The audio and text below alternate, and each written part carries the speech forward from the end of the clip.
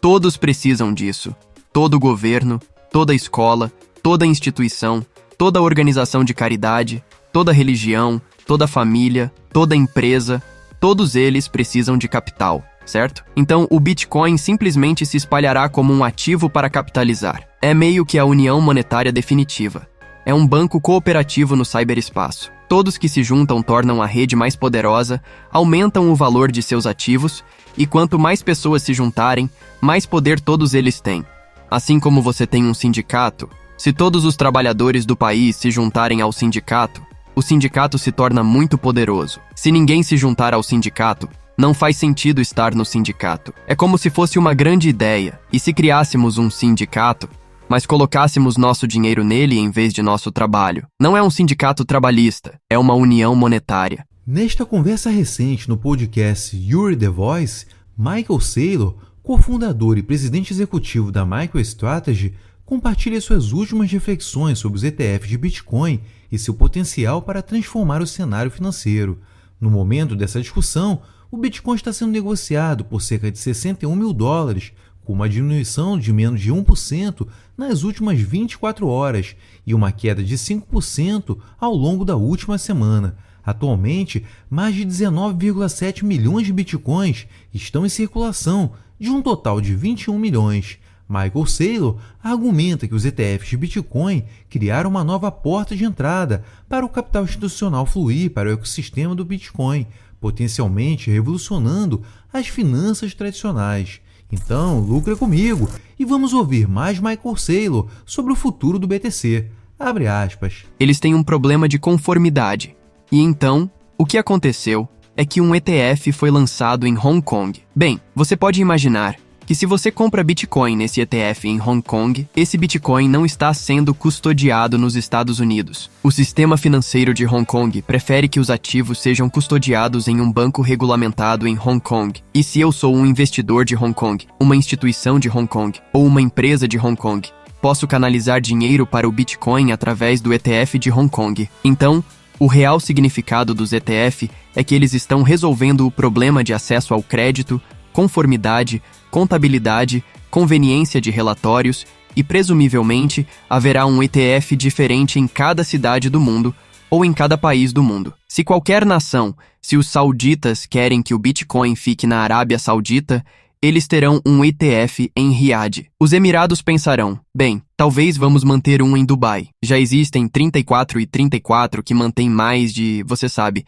mais de 1 milhão de Bitcoins. Então, eu acho que continuaremos vendo essa disseminação. Acho que veremos um ETF em cada país, como na Argentina, onde eles não querem que você tire capital do país. Então, a solução lógica para eles é um ETF onde o Bitcoin é custodiado em um banco argentino. Fecha aspas. Como acabamos de ouvir Michael Saylor discutir mais sobre os ETFs de Bitcoin, ele fala sobre as propriedades únicas do Bitcoin, que o tornam uma classe de ativos atraente. Ele enfatiza seu papel como armazenador de valor global descentralizado, não correlacionado com ativos tradicionais de risco. Essa perspectiva posiciona o Bitcoin como uma alternativa convincente aos veículos de investimento convencionais, potencialmente competindo com grandes classes de ativos como ouro, imóveis e até índices do mercado de ações. Saylor aborda os desafios que têm retardado a integração ampla do Bitcoin, incluindo incertezas regulatórias e a necessidade de interfaces mais amigáveis ao usuário. Ele argumenta que à medida que essas barreiras são superadas, veremos uma aceleração na adoção do BTC em vários setores da economia. Então, lucra comigo e vamos ouvir mais de Michael Saylor discutir a adoção do Bitcoin.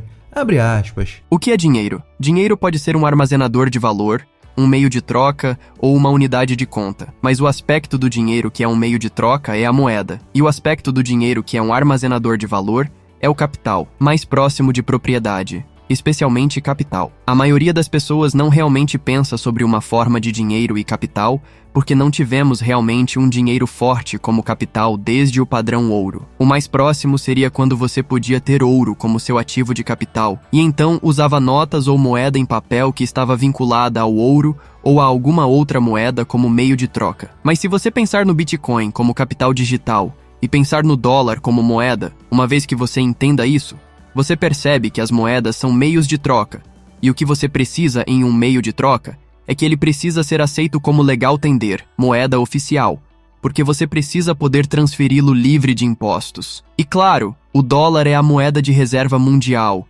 e então outros países terão suas próprias moedas, como o euro, o CNY, o peso, etc. Qualquer país que seja um Estado-nação efetivo terá sua própria moeda, e quando um Estado está falindo após uma guerra, pode dolarizar-se, pode adotar o euro em vez de sua própria moeda quando não pode sustentá-la, ou pode adotar o dólar ou o CNY, e assim por diante. Existem cerca de 120 moedas, mas existem 180 ou mais países. Então, em um país com uma moeda fiduciária em colapso como Argentina, Turquia ou Líbano, você preferiria uma stablecoin de moeda digital porque esse dólar parece um armazenador de valor para você. Se você converteu 1 milhão de pesos em 1 milhão de dólares 25 anos atrás, agora você tem 1 bilhão de pesos. Então é perfeitamente bom como um ativo de capital e como meio de troca quando sua economia existente está em colapso. Então, se você entender o Bitcoin como moeda digital, sua reação é imediata, negativa e ignorante e inflamatória. Se você simplesmente mudar a narrativa e dizer, ei, é propriedade digital que você vai comprar em vez de comprar um prédio, isso é algo muito simples. Se você tem 10 milhões de dólares e mora na África, você pode comprar qualquer coisa na África por 10 milhões de dólares. Qualquer empresa, qualquer prédio, qualquer terreno, qualquer conjunto de commodities, qualquer título. Mas a condição é que você tenha que mantê-lo lá por 100 anos. Ou pode comprar Bitcoin. O que você compraria na África que preferiria possuir do que propriedade digital global que você pode levar com você? E a resposta é nada. Claro que não há nada que você compraria. E não há país em que você compraria isso. Não compraria um portfólio diversificado de nada. E isso ilustra um ponto. E o ponto é que o Bitcoin é capital digital. É capital global, e ele confere os mesmos direitos de propriedade a um empresário ou a um indivíduo na África, a um indivíduo com 100 dólares, a um empresário com 1 milhão de dólares, a um bilionário com 1 bilhão de dólares. Todos têm o mesmo direito de propriedade, a mesma oportunidade que um bilionário em Manhattan, como o rei da Inglaterra, como a família real em Dubai. Fecha aspas.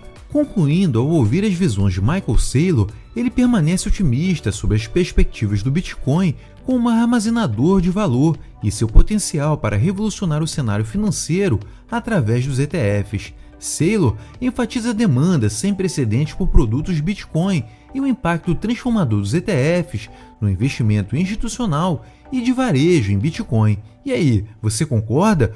Como você acha que a introdução dos ETFs de Bitcoin afetará a adoção e o preço do BTC a longo prazo? Quais desafios você prevê na adoção generalizada do Bitcoin como um armazenador de valor global? Comenta aqui embaixo. E se esse vídeo foi útil, então lucra comigo, acumule satoshis. Não deixe de curtir, compartilhar e se inscrever no canal para obter mais análises e insights de especialistas sobre o mundo cripto. Até mais!